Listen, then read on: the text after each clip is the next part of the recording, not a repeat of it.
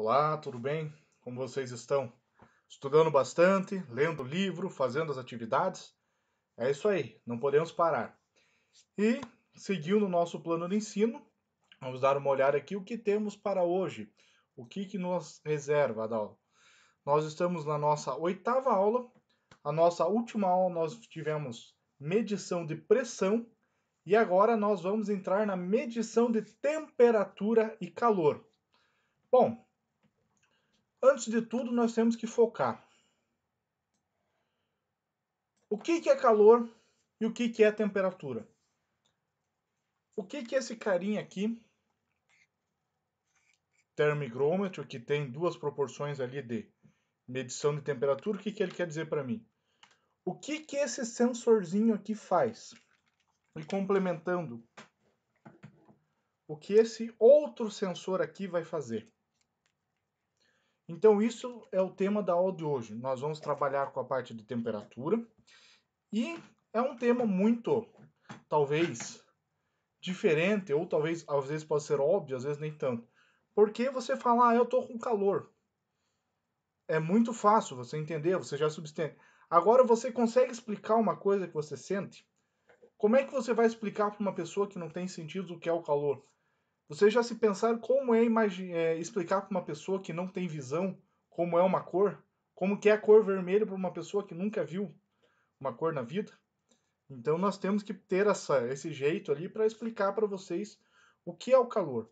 Então nós vamos ter que apelar por outros sentidos visuais, para deixar a situação aqui um pouco mais, digamos, compreensível, para que todo mundo entenda que o calor não é só aquilo que a gente esquenta, que a gente sente que está esquentando perto do fogo, perto do fogão, perto de uma caldeira, um vapor.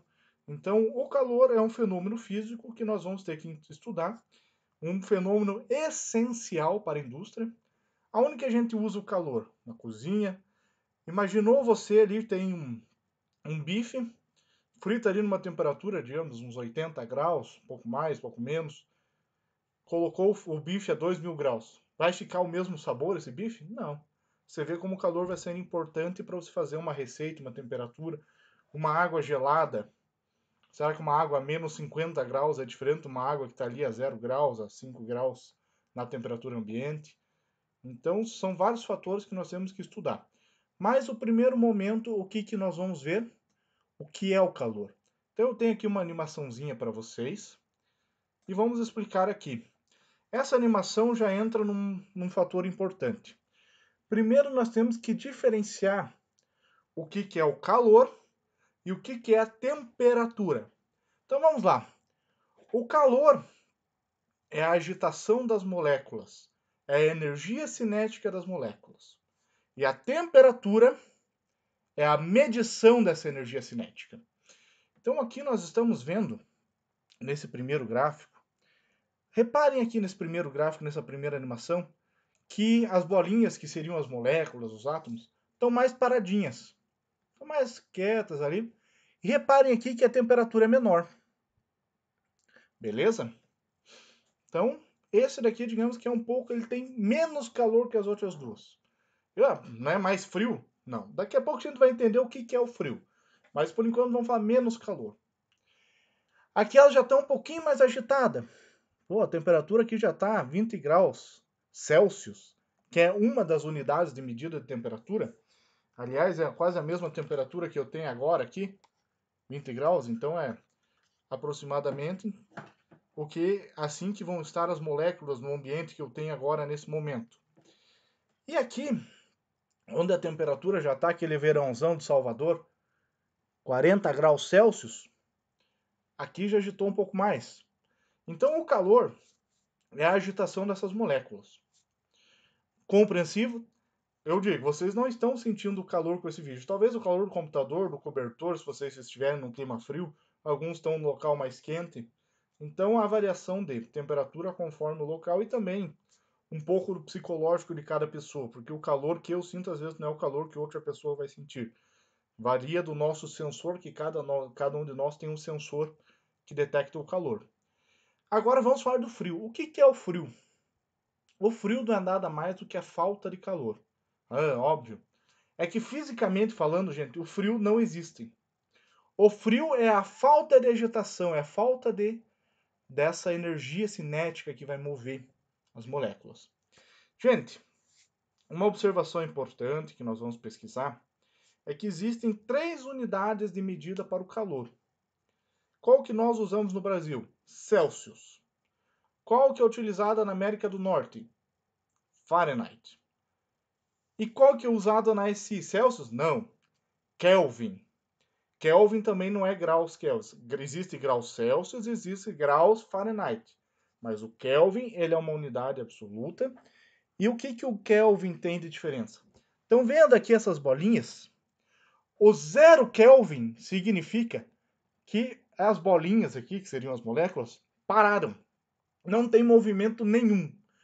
Então, a partir do 0 Kelvin, que é em torno de menos 200 e poucos graus Celsius, nós vamos ter as outras unidades. Existem alguns estudos que quando a gente chega no 0 Kelvin não existe mais movimento nenhum, que não tem como retroagir, elas vão ficar paradas ali, congeladas para sempre, mas são estudos, são suposições. Tomando uma água gelada também. Hoje eu não estou no chimarrão, uma aguinha gelada, para manter um pouco a garganta funcionando. Então agora nós já entendemos o que é o calor. Lembre-se, falou em calor, talvez a primeira coisa que a gente vai lembrar é praia, piscina, ou tá trabalhando na firma lá na frente de uma caldeira. Para quem trabalha em fundição, o calor é insuportável. Mas nós temos que lembrar que o calor é isso daqui, é as bolinhas aqui se mexendo. Então espero que tenha ficado claro. Os termômetros aqui, eles já vão de encontro com um dos conteúdos de medição de temperatura. Esses termômetros aqui, eles são termômetros de mercúrio. E o que o mercúrio é? O mercúrio, ele é um metal que em temperatura ambiente, esse metal ele está em estado líquido. É o único metal que nós conhecemos que ele é estado líquido em temperatura ambiente, em condições normais de temperatura e pressão. Lembre-se por que a temperatura é tão importante. Porque a temperatura, o calor, tem a capacidade de mudar algumas propriedades físicas da matéria, como nós vamos ver aqui na continuidade. Reparem aqui nessa animaçãozinha. Reparem aqui, ele está um pouquinho claro, né? Mas aqui nós temos uma cerâmica e nós temos aqui algum metal, steel, aço. Aqui, quando você aplica calor sobre uma cerâmica, ele vai dilatar muito pouquinho aqui, ó. Repare aqui, ó, muito pouco essa dilatação. Agora, quando você aplica calor sobre um metal, olha essa dilatação. Então ele está alterando, tanto que alguns trilhos, ferrovias, elas têm que ser colocado um intervalinho ali, digamos, um espaço entre os batentes ali, porque na hora que ele vai dar uma dilatação, vai juntar. E se não tiver esse espaço, o que vai acontecer? Ele vai fazer isso daqui, ó. Ele está aqui, subiu o calor, ele vai dobrar. E pode dar um descarrilamento de um trilho. Então é normal que os trilhos eles tenham uma descontinuidade de às vezes 1 ou 2 centímetros, para quando ter uma temperatura maior, ele junta. Uma variação às vezes 10 graus, está num local frio como o nosso. Chega ali numa mesma ferrovia, deu um calor de 40 graus. Então é uma diferença térmica. Então esses fatores são essenciais na hora de for fazer um projeto, principalmente o pessoal da mecânica, que tem que analisar esse fator. Tranquilo, minha gente? O calor também é muito importante na questão de insalubridade de um local. Se você trabalha num ambiente muito quente, não é um ambiente muito saudável. Você pode estar prejudicando a tua saúde. Ou num ambiente muito gelado, quem trabalha em freezers. Eu tive a oportunidade na minha vida profissional de conhecer o freezer da empresa Gomes da Costa, que é uma empresa que trabalha com frutos do mar, sardinha, atum. O freezer dela era um galpão enorme e a temperatura lá dentro era 20 graus negativos. Eram pilhas enormes de peixe congelado. E a temperatura usual ali, 20 graus negativos, às vezes menos 40 em alguns pontos ali, não era a coisa mais saudável do mundo. E eu fui nessa empresa para trabalhar justamente na calibração dos sensores de temperatura. Ali eles trabalhavam muito com os sensores PT100, que nós vamos ver daqui a pouco, que é esse carinha aqui. Olha esse trocinho aqui que bonitinho. Nem parece, né, que vai dar tanto trabalho. É legal, né? Mas vamos lá.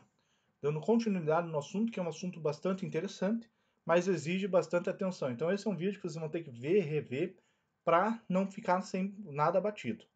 Tranquilo, minha gente? Então aqui nós vemos a dilatação térmica. E nessa questão de dilatação, o calor tem a capacidade de modificar várias propriedades de um material. Ele modifica a cor do material. Ah, mas como vai mudar a cor? A calor? Frita um bife, o bife não era vermelho, ficou cinza? Modificou a cor, não é? Então, a temperatura, o calor, ele trabalha alterando a propriedade física do material. E ele altera a resistência, ele pode gerar tensão. Então, ele tem várias propriedades ali que vão modificar o material. E a humanidade soube usar isso a seu favor para medir a temperatura. Então, a medição de temperatura que nós vamos ver ali do mercúrio, ele faz esse mesmo raciocínio que nós estamos vendo ali no aço. Nós sabemos que o aço é um metal e ele dilata bastante com o calor. O mercúrio também é um metal e ele dilata com o calor. Então nós vamos ver aqui um comparativo entre dois materiais. Aqui nós temos um Becker, eu creio que seja um Becker, eu não sou químico, perdão se eu tenho algum químico aqui entre os espectadores. Mas aqui, podem ver que nós temos uma vela acesa, e essa vela vai manter aqui uma temperatura constante e depois vai apagar. E aqui nós temos um termômetro de mercúrio, colocado ali na mesma altura, e aqui uma constante de água. Podem ver que quando está quente, a água sobe um pouquinho e o mercúrio sobe muito mais. O mercúrio, só lembrando, ele tem uma cor natural metálica, ele é um cinza, e ele não é vermelho. Eu acreditava que o mercúrio era vermelho não por causa do termômetro. Mas lembra daquele remédio metiolato e mercúrio que tinha uma cor avermelhada? Então, eu lembro por causa disso. Mas o mercúrio, ele é naturalmente uma cor meio prateada, assim, no geral. Então, ele foi utilizado com a cor avermelhada para dar aquele aspecto visual mais legal. Foi colocado um corante, não sei que produto químico está ali. E a dilatação térmica dele, eles fizeram ali uma regra matemática. Ah, dilatou 10 centímetros, aumentou quantos graus? Isso existe uma condição matemática. E no livro de vocês vão ver que existem alguns coeficientes de calor. Então nós vamos dar uma olhada ali no livro para que vocês compreendam um pouco dessa parte matemática. Tá bom, gente? Acharam que ia escapar do livro hoje? Não, o livro, digamos, é aquilo que vocês vão ter que se basear. Então aqui ele dá alguns exemplos, 500, 300 graus centígrados, que não é muito utilizado, não é o correto, falar o certo é 300 graus Celsius, mas o popular a gente fala centígrados, então se tornou aceito. Não questiono o livro, porque popularmente. Então ele fala aqui um pouco da dilatação do metal, que é utilizado nas nossas medições, a energia. E o livro tem algumas propriedades aqui de cada material. O que eu digo para vocês? Vejam na casa de vocês o que vocês têm perto ali. Se vocês têm algum plástico, se vocês têm uma garrafa com água gelada, se vocês têm um metal aqui, que é nesse daqui. Verifiquem uma madeira, um plástico, qual desses que está mais gelado e qual que está mais quente. Reparem que normalmente o que é metálico em temperatura ambiente ele está mais gelado. Agora se você colocar fogo perto ou colocar perto dele de uma fonte quente, o metal ele transmite, lembra aquela vibraçãozinha que nós tivemos ali por primeiro? Até vou voltar ali para vocês darem uma olhada. O metal tem a facilidade de transportar essa vibração por ele mais rápido. Então aqui, ó, até tem essa fonte do computador era um experimento para eu fazer uma fonte de calor. Aqui dentro estava uma dessas resistências de chuveiro. Eu fiz aqui um sistema com fibra de vidro e estava fazendo um fluxo de calor. Era um experimento aí para fazer um novo tipo de estufa de fumo. matematicamente não deu certo e ainda não compensa. Tem que esperar evoluir a tecnologia aí para a gente chegar lá. Mas o experimento está lá escrito, está guardadinho, a hora que a tecnologia chegar lá, vai para o mercado. Mas o que vocês têm que entender? O metal, ele é um pouco mais gelado, mas se eu colocar fogo em qualquer parte aqui, colocar uma fonte quente, seja uma resistência, rapidamente ele vai se propagar. Essa vibração que está aqui ó, no cantinho, vai se propagar por toda a superfície do metal. Diferente de um material que nem eu citei ali, a fibra de vidro. A fibra de vidro vai evitar que aquilo se propague. Ela tem uma propriedade, a condutividade de calor dela é menor. Então é uma característica da fibra de vidro. Já o metal transmite calor, ele tem uma dilatação térmica maior. E isso está no nosso livro, aqui no nosso primeiro livro, que essa é uma das aulas mais extensas em termos de bibliografia. Então aqui tem as características. Trabalhamos um pouco as unidades de medida. Fala-se de pressão, as definições do que é o calor. Compreendo, gente? Que o objetivo do conteúdo aqui, ele resume, para que vocês tenham essa noção preliminar. E aqui nós temos o chamado calor específico, que é uma das unidades aí para saber o quanto vai ser dissipado. Percebo que variam conforme o álcool, o vidro. Conforme o material, o calor específico é diferente. Nós temos que respeitar que cada material tem uma propriedade física específica. E o calor específico é uma delas, a dilatação térmica é uma outra propriedade dos materiais. Assim como uma propriedade chamada termorresistência, que nós vamos ver daqui a pouco, no próximo conteúdo ali. Mas vamos voltar aqui ao nosso tema, às nossas animações, para compreendermos como a dilatação térmica é útil para a medição de temperatura. Então, podem ver que por muitos séculos foi utilizado apenas na observação que o mercúrio ali, ele se deslocava, ele conforme aumentava o calor, ele aumentava a quantidade. E não é só o mercúrio, gente, é todo o material. Todo material aumenta um pouco de tamanho conforme o calor. É uma característica, uma propriedade física dos materiais. Só que o mercúrio, ele é mais visível que o ferro, que o plástico, então a dilatação dele é maior.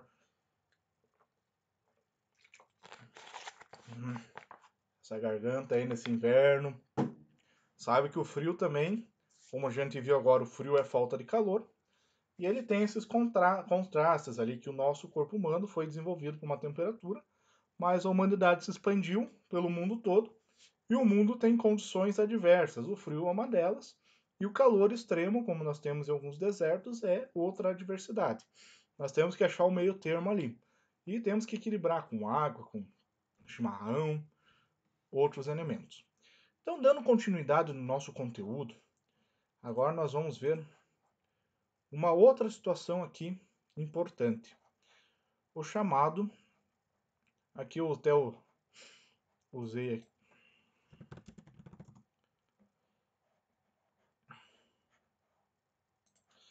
Nós vamos trabalhar o chamado PT100. Aqui eu já coloquei os valores do mercado, pode ver que o valor não é ali muito agradável. E ele tá com uma mania de vir esse revólver junto, já não é a primeira vez que eu faço uma pergunta no Google, ele me aparece o revólver como PT100. Mas na verdade, o que eu vou mostrar aqui para vocês, o PT100 é um sensor de temperatura do tipo PTC, PT100, PTC.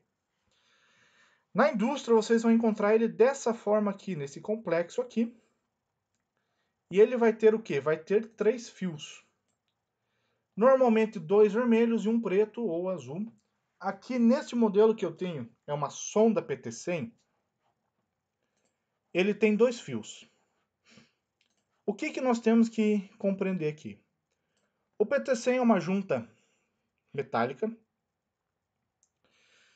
e ele varia a resistência elétrica conforme varia a temperatura. Nós vimos com o multímetro, que nós sabemos que a resistência nós conseguimos medir, e com o multímetro eu consigo medir o quanto de resistência elétrica está aqui. E através do gráfico do PT100 eu sei a temperatura que vai estar. E nós temos dois tipos de termoresistores, como eu utilizo. O PT100 e o PTC que o PT100 e o PT1000 fazem parte, e o chamado NTC.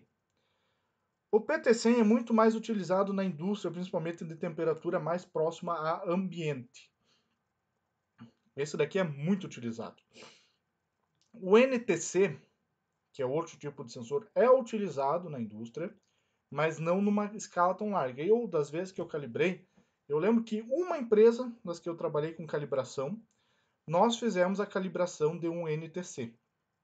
E foi um trabalho. Eu tive que fazer direto no multímetro. Não tínhamos ideias, tivemos que ir no gráfico do fabricante para fazer essas medições. Foi bem trabalhoso, foi um trabalho que só precisei fazer uma vez, graças a Deus. Mas também daí a gente sabia como fazer, já tinha pego a mãe. Mas o PT100 é muito utilizado e ele é encontrado na indústria nessa maneira assim. Ele tem essa cápsula aqui e é colocado uma sonda dentro de uma tubulação, dentro de um forno, dentro de uma estufa ou qualquer outro componente que é necessário a medição de temperatura. E ele também existe em forma de sonda, que é esse daqui que está mais à esquerda de vocês, e varia conforme a necessidade do fabricante. Ele tem normalmente 2 fios, mas por uma questão de precisão é colocado 3 fios. Por que os 3 fios? 2 vermelhos e um preto, e eles repetem a informação, porque pode ter nesse meio do caminho um erro, pode perder energia, pode perder, aumentar a resistência elétrica. Então é feita uma média ali conforme o software que vai fazer uma diferença conforme os 2 fios ali. Mas ele vem, é como se você estivesse medindo no multímetro normal. A informação que vem é a mesma. É importante a gente saber isso, porque um dia a gente pode se deparar com isso na indústria. Você vê, pô, mas são 3 fios, o que eu faço com um aqui? Tá sobrando? Não. Os 2 vermelhos você pode até, em alguma, não é uma boa prática, não é ideal. O pessoal faz uma emendinha ali, coloca com preto e mede a resistência. Vai dar ali um valor, uma diferencinha, mas funciona igual. Não é muito preciso, mas você vai ter uma base se está funcionando legal ou não. Então, comercialmente, o nosso PT100 é esse carinha ali. Temos aqui outros modelos. Podem ver que o preço dele aqui está barato. 720, 445, 510. Já vi coisas bem mais caras em termos comerciais. 785. Esse meu aqui, que eu compro mais para brincar, vintão. Comercialmente, 20 pila a gente acha em algumas lojas de produtos eletrônicos. Não é preciso. O que torna o produto caro é a precisão e a garantia que o fabricante dá daquela medição. Esse daqui, nunca que eu ia botar numa indústria. Nunca. Porque eu sei que vai dar problema. E esse carinha aqui? Qual a importância dele? Lembra que eu falei que todo laboratório tem que ter um desse? Para ver se está em condições normais de temperatura e pressão e umidade. Pressão, claro, isso daqui não informa. Tem alguns que já tem com pressão, ele vem com uma entrada para ver a pressão atmosférica.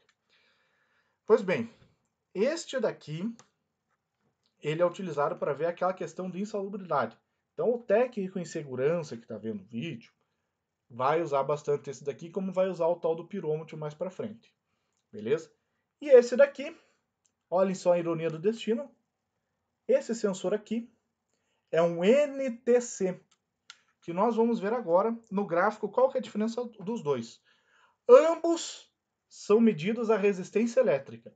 Só que um deles aumenta a resistência elétrica e outro dele diminui a resistência conforme aumenta a temperatura. Então vamos ver aqui o gráfico, e talvez o gráfico fique um pouco mais claro da gente entender. Olha aqui, que maravilha. Vamos colocar mais para cima, não, tá legal. Só vou.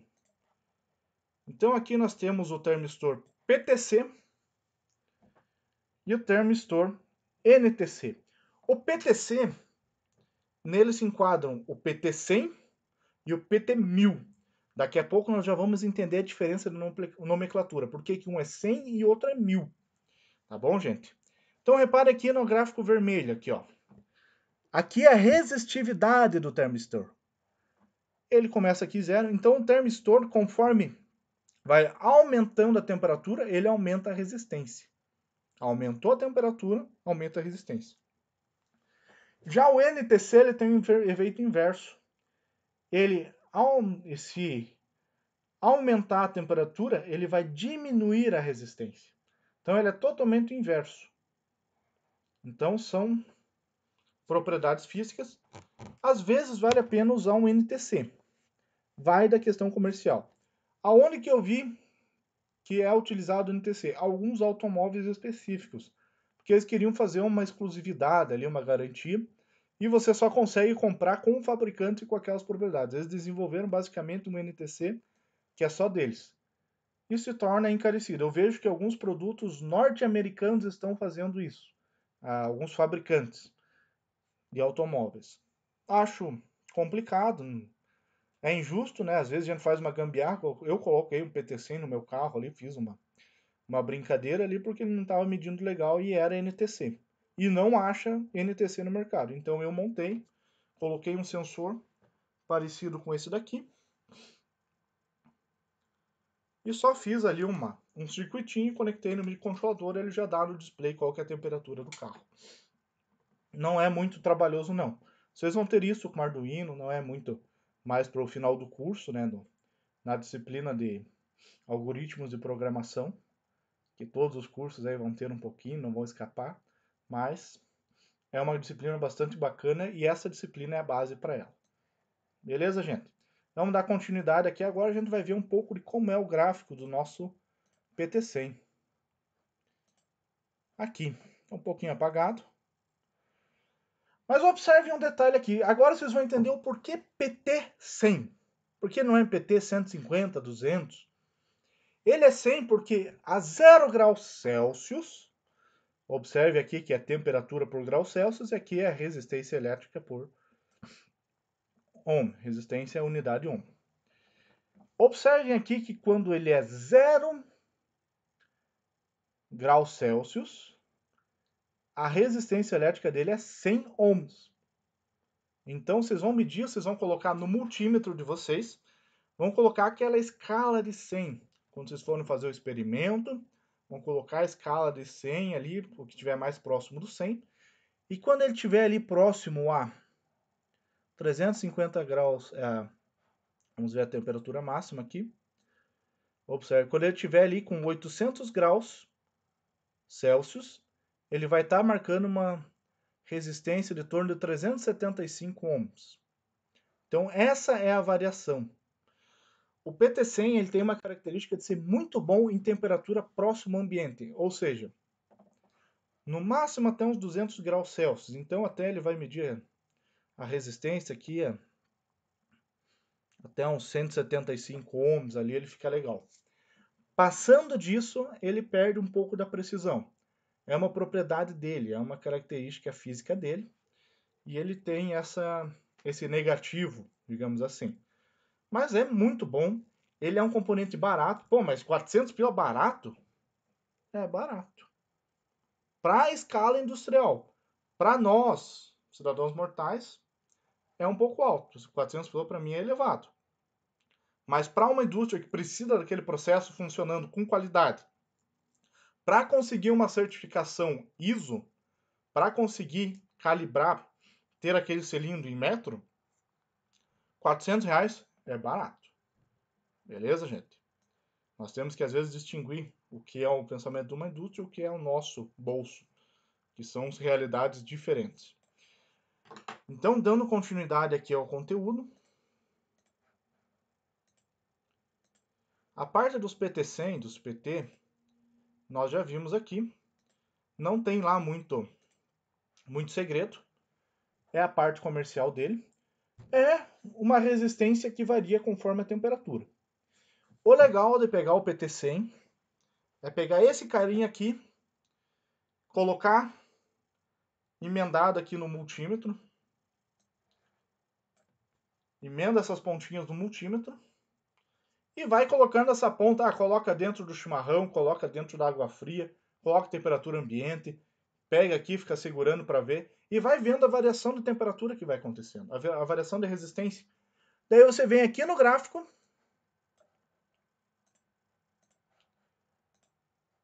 e dá uma olhadinha. Ah, mas ele está marcando 150 ohms. Opa, 150 ohms é aproximadamente 110 graus Celsius.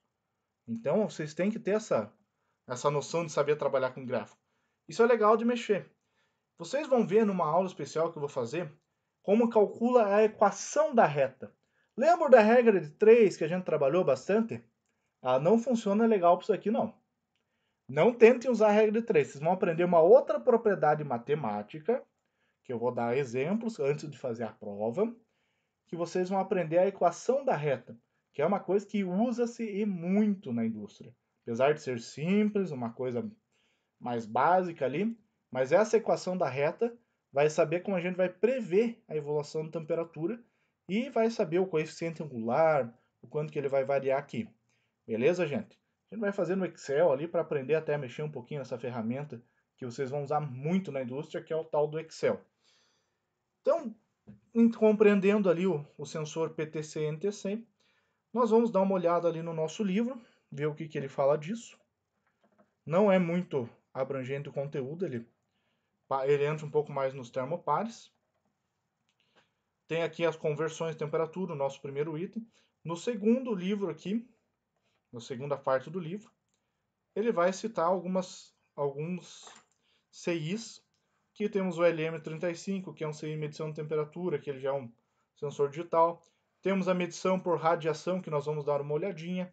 Medição de altas temperaturas normalmente é feita assim por infravermelho. Então, o conteúdo do livro nós vamos abordar de uma forma mais tranquila, sem muita pressão ali, porque o objetivo é que vocês compreendam o fenômeno e vamos já ter uma noção de como funcionam esses sensores na vida real. E o que é a vida real para nós, a indústria. Esse sensor que está aqui em cima, medição por radiação, é também muito utilizado pelo técnico em segurança no trabalho, porque ele vai ver a questão de insalubridade do local, e utilizado pelo eletrotécnico quando for abrir um painel. O painel está queimando ali, teve uma sobrecorrente ali, tá vermelho de tão quente. O cara vai lá e colocar o dedão? Não. Ou vai fritar a mão ou vai morrer eletrocutado. Duas uma.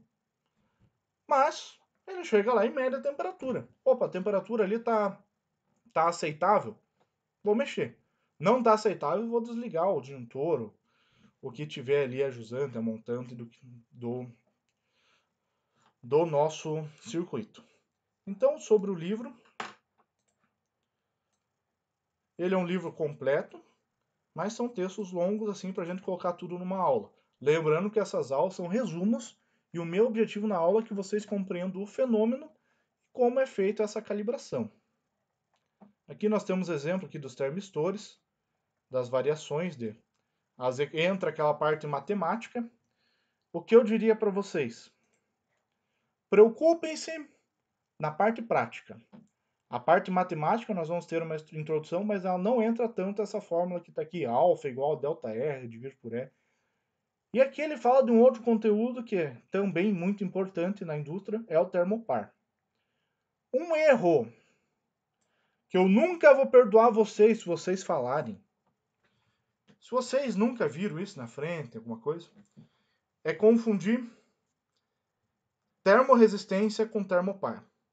Eu vejo isso na indústria, já vi esse erro em laboratórios de calibração e eu cometi esse erro. Agora uma historinha triste para vocês. Não é história triste porque teve um final feliz. Quando entrei no laboratório de calibração, depois dos meus 3 meses, fui terminar a famosa experiência, veio o diretor-geral da empresa e perguntou para mim, beleza, agora qual que é a diferença de uma termorresistência de um termopar? Até então eu só ouvia falar o termopar, eu nunca tinha ouvido falar em termorresistência.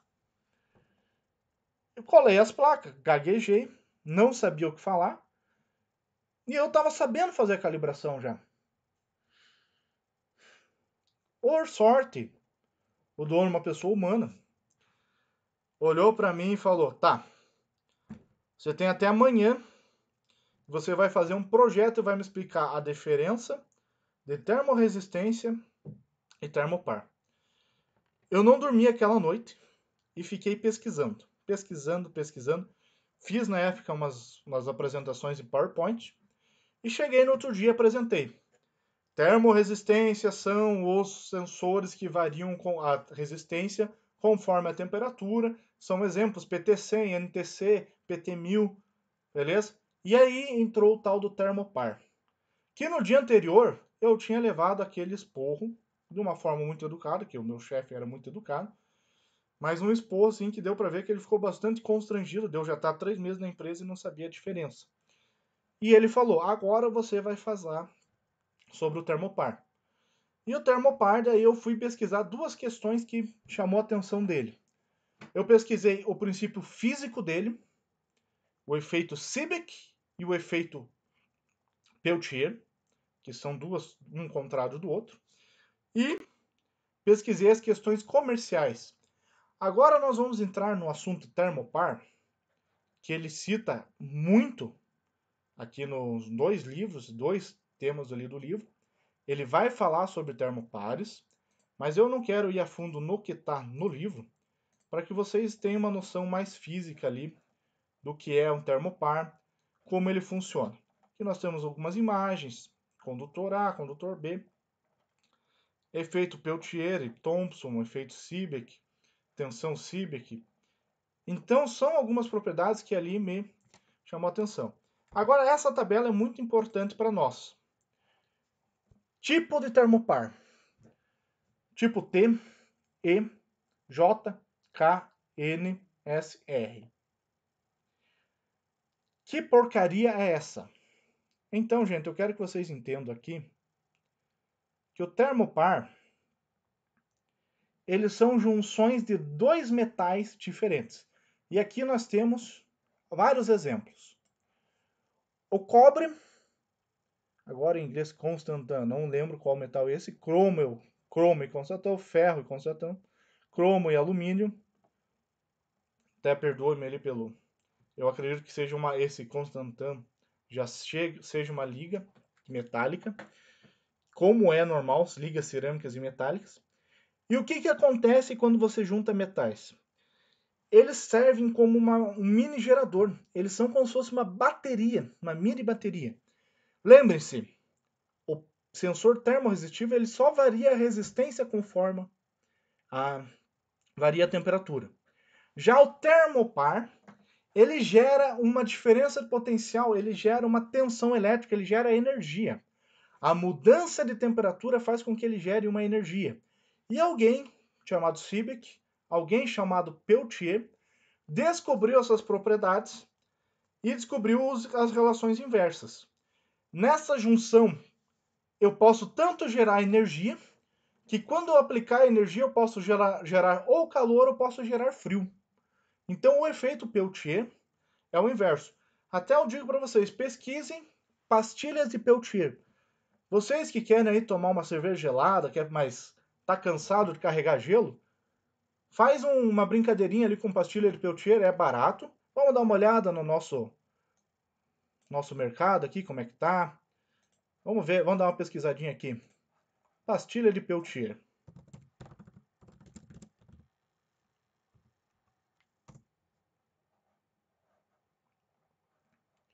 R$ 30 mais ou menos. Então nós temos aqui Peltier. O que ela faz? Eu aplico uma energia nela, ela vai gerar frio. Na verdade, ela vai gerar frio e calor. Só que uma parte dela, um lado dela nós já vamos ver, vai gerar calor e o outro lado vai gerar o frio. Ah, mas gerar frio? O frio não existe. Não. Na verdade, existe um efeito físico ali em que a parte quente absorve toda a energia e a parte fria ali fica sem energia e vai estar frio. Porque nós temos que lembrar que o frio não existe. Então a pastilha tem essa função. Olhem aqui, pastilha de Peltier. E tem muitos circuitos surgindo no mercado com elas. Eu mesmo estou com uma aqui em casa, quero dar uma brincadinha e fazer meu curso para tomar uma cerveja bem tranquilo, sem precisar ficar carregando gelo. Mas já estou ficando decepcionado que eu acho que vou ter que levar uma bateria de caminhão junto, porque suga uma energia essa desgraçada, vocês não têm noção. Então, estou trocando elas por enquanto, mas o que vale é a brincadeira que a gente está fazendo. Continuando o assunto. Aqui eu tenho uma animação para a gente entender um pouco melhor o que é esse efeito. Aqui nós temos uma junta de cobre não é o que vocês estão pensando, e ferro. Esses dois metais diferentes, quando nós... Lembre-se dos fatores ali. Quando nós temos dois metais, lembram-se da dilatação térmica, aquelas propriedades? Então, aí vai aparecer algumas coisas. Um material dilata menos que o outro, mas eles estão na mesma liga. E por isso acontecer, vai mexer ali dentro do circuito, né, das propriedades internas, e vai gerar o quê? Uma corrente elétrica. Ou seja, o frio ou o calor vão fazer, normalmente o calor, vão fazer com que essa junta de dois metais, ou metal, uma cerâmica, ligas metálicas, se torne uma bateria, claro, mas a tensão gerada é mínima, é nas escalas dos milivolts. O gráfico ali dos termopares é em torno de milivolts. Vocês agora iriam lá no multímetro, existe cada um daqueles termopares, como nós vamos ver aqui no livro, cada um deles tem um gráfico. Olhem aqui. E esse gráfico seria a força eletromotriz na saída e a temperatura. Aumentou a temperatura, vai aumentar a tensão elétrica de saída em milivolts. É baixíssima. Tem que ter um multímetro bom, tem que ter um sensor, uma liga boa. E o que é ruim do termopar? Ele é muito mais caro. Você tem que fazer, além de fazer o sensor ali, você tem que fazer todo o condutor dele, todo o fio do condutor com os mesmos materiais. Então ele se torna caro. É chato trabalhar com ele. Porém, ele é muito bom para altas temperaturas. Pode ver aqui que nem tem muito 100 graus. Ele já vai direto por 400, 800 e 1200, 1600. Ele já vai para as temperaturas altas, porque ele é muito bom para alta temperatura. Em caldeiras, fornos de fundição, show de bola. Os termopares são os caras, né? E tem alguns ali que são mais, digamos, eles variam mais, outros variam menos. Comercialmente, os que são mais utilizados, que eu vi. O tipo K, olha, pode ver que ele está mais no meio aqui, porque ele é mais tranquilo. E o tipo J. Quase todas as situações que eu trabalhei, eu peguei eles. Já tive uma surpresa de pegar um tipo S. Foi uma vez, uma indústria numa situação muito específica. Era uma caldeira. Mas os demais, tipo K e tipo J. Alguns comercialmente já nem existem mais. Já estão obsoletos na modo comercial. E o tipo K está sempre bombando. Eles são caracterizados pelas cores e modificam-se assim. Temos outros sensores? Temos. Nós vamos aqui dar uma olhada ali um pouco mais para frente. Mas o objetivo nosso é que nós possamos entender os fenômenos e como eles funcionam. Então aqui nós podemos ver como é essa liga que ele vai gerar, como é essa junção. Agora nós vamos dar uma olhada, uma animaçãozinha aqui, de como é esse fenômeno. Estão vendo aqui, gente? Nós temos a parte fria aqui, cooled side, o lado gelado, e a dissipação de calor. Ou seja, a parte aqui está sugando energia e está mandando para cá. Estão vendo aqui que a energia está sendo mandada? E aqui, olha aqui o que está acontecendo, está gerando fluxo. Nesse caso aqui, como ele tem uma bateria, aqui se refere ao efeito Peltier. Aqui é o lado que vai ficar no cooler e aqui é aquela borda que vai estar quente. Perceberam já que na temperatura tem algumas propriedades? Vai atrás de uma geladeira, é quente. Pô, mas se é quente atrás, por que dentro é frio? É alguns fenômenos que nós vamos ter que estudar mais a fundo, principalmente o pessoal do técnico em mecânica, o pessoal técnico em refrigeração estuda muito isso a fundo. E, ironicamente, o técnico em segurança do trabalho dá uma estudadinha, uma aprofundadinha nessa parte também. Ironicamente, porque é necessário para algumas NRs, para algumas profissões específicas. Então aqui essa animação está exemplificando o efeito Peltier, que é um dos efeitos mais comuns dentro da indústria. Beleza, gente? Quanto a isso, voltando aqui para o livro, tem esse gráfico que reflete como são as partículas. Aqui fala em semicondutores, existem sensores semicondutores, sensores eletrônicos, são utilizados principalmente dentro de computadores. Nós temos dentro de microcontroladores alguns, o Arduino tem alguns que já vem com o próprio sensor de temperatura para fazer alguns experimentos. Mas a gente tem que focar um pouco mais na questão industrial. E o que predomina na indústria? Os PT100 para baixa temperatura e os Thermopar, principalmente tipo KJ, para temperaturas maiores. E para a profissão do técnico em segurança no trabalho, vai prevalecer o pirômetro e algumas medições específicas ali com termômetro local. Beleza, gente? Então nós vamos dar uma olhada mais agora a fundo no pirômetro, que é o último que nós vamos ver. Ah, antes que vocês me perguntem, mas na indústria, como é que é o termopar? Como é que a gente vai encontrar lá? Vamos dar uma pesquisadinha aqui. Vamos lá. Termopar, tipo K. Aqui ele também está falando do gráfico do tipo K, né? Não é nosso objetivo agora, mas vocês vão ter que ter isso. Olhem como é que ele é. Ele é uma sondinha assim. Normalmente o encapsulamento do termopar, ele é quase igual ao que é o PT100 que nós vimos lá. Pode ver que o preço dele já é um pouco, ó, já melhorou o preço. E a tendência é subir ainda mais. Aqui está bem barato, porque eles são sondas mais vezes de uso residencial. Mas o Thermopar, ele torna-se caro principalmente por causa do condutor dele, que vai precisar ser feito algumas extensões. É uma ferramenta muito boa, mas tudo tem seu pró e seu contra, e tem o local certo, a hora certa e a situação certa para ser aplicado. Tranquilo, gente? Agora nós vamos no tal do pirômetro. Então, antes de entrar no pirômetro, vamos ver o que é essa desgraça. Pirômetro. Parece um revolvinho, não parece? E é bem tranquilo de usar. É só apertar o botão ali e mirar. O que o pirômetro faz? Em tempos de coronavírus, em tempos de epidemia global, onde um dos sintomas principais é a febre, dependendo do estabelecimento que você faz, chega um cara, aponta uma arminha para você ali, com um revolvinho desse aí, que na verdade é um pirômetro. Até dá um susto assim, o cara, quem não conhece.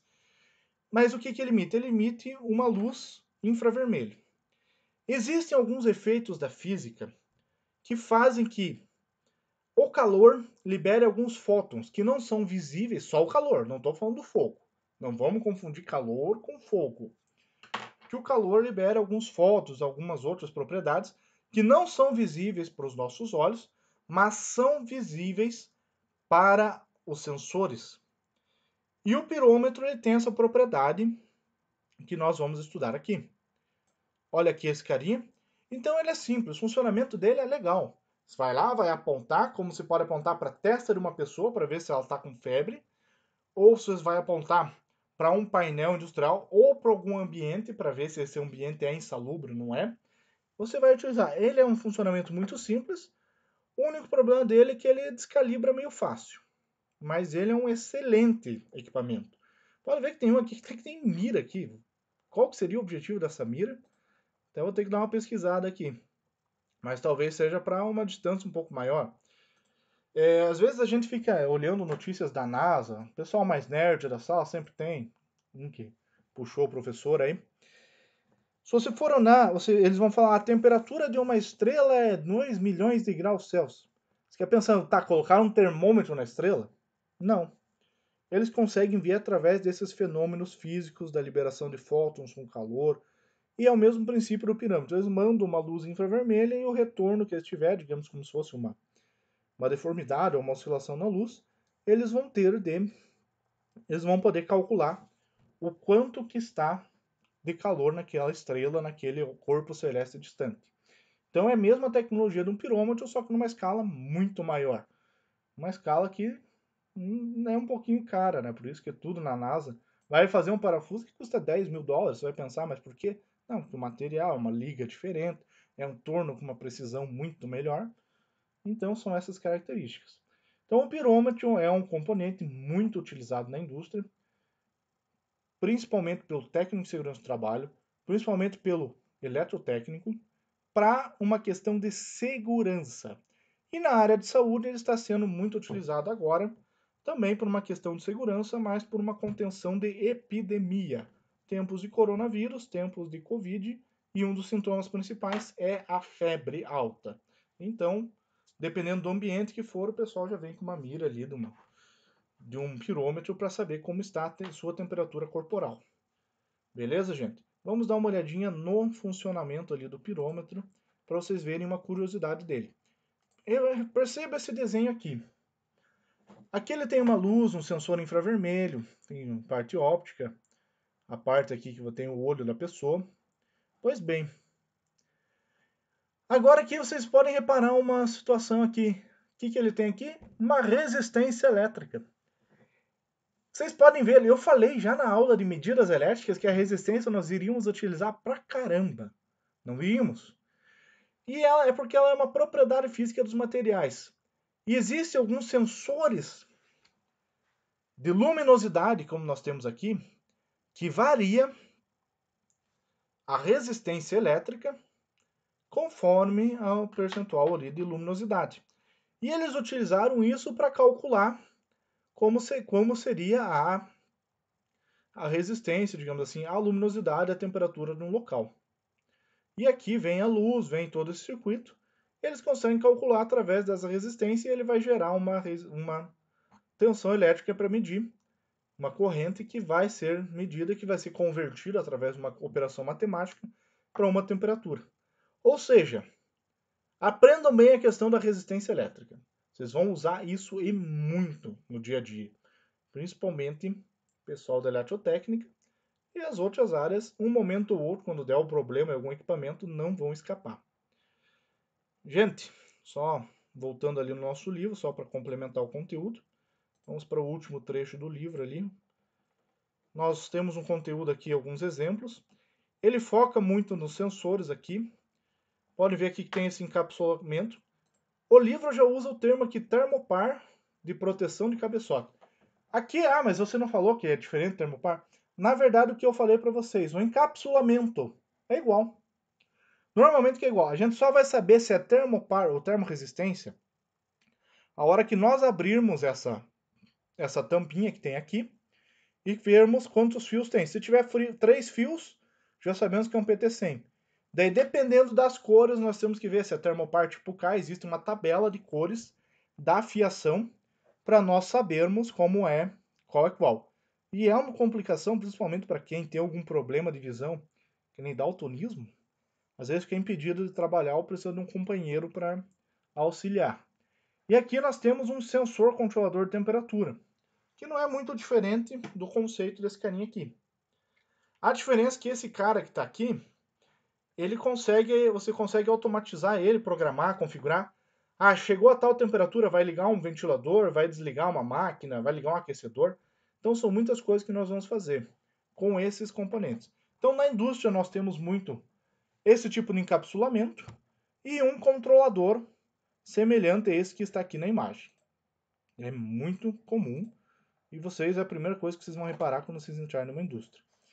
Aqui, essa parte do livro é muito mais focada na medição, ela dá digamos, um replay do que foi passado ali na outra. Tem muito conteúdo parecido. Até eu confundi, achei que era a mesma coisa, depois eu fui ver a fundo, não é, tem umas questões diferentes aqui. Mas basicamente ele se torna até parecido com esse primeiro livro ali. Gente, de conteúdo hoje, de calor, o mais importante para mim é que vocês entendessem o que é o calor. Porque é como eu disse no começo da aula. É muito difícil explicar aquilo que a gente sente. Então eu tive que usar outros sentidos para a gente entender como que é a vibração ali. O que eu preciso que vocês se dediquem é agora a trabalhar, estudar, compreender as medições e externamente pesquisar como que é feita a conversão de uma unidade de temperatura para outra. Como converter graus Celsius para Kelvin, Kelvin para Fahrenheit, Fahrenheit para graus Celsius e assim vai. nessas 3 unidades. A equação da reta, conversão de unidades de temperatura, outras coisas, eu vou fazer um vídeo à parte. Mas estudem essa conversão, tá? Porque ela vai cair avaliativamente, porque ele é citado no livro, mas eu não vou me aprofundar muito nas aulas, porque é algo que tecnicamente, teoricamente, você já tem que vir sabendo. Eu sei, o ensino médio não foi tão legal, nem todo mundo teve uma escola boa. O ensino público tem dificuldade, eu vim do ensino público, eu sei o que é, mas nós temos que compensar isso de alguma forma. E vocês estão pagando, estão estudando e tem que ter esse retorno em serviço. E nós vamos, de qualquer forma, auxiliá-los vocês. Então, pessoal, bons estudos, tenham uma ótima semana, leiam o livro, verifiquem o material, vejam outros vídeos curtos, não precisa ser um vídeo tão longo, mas não fiquem parados. É um material essencial e um conteúdo vital para vocês. Beleza, gente? Valeu!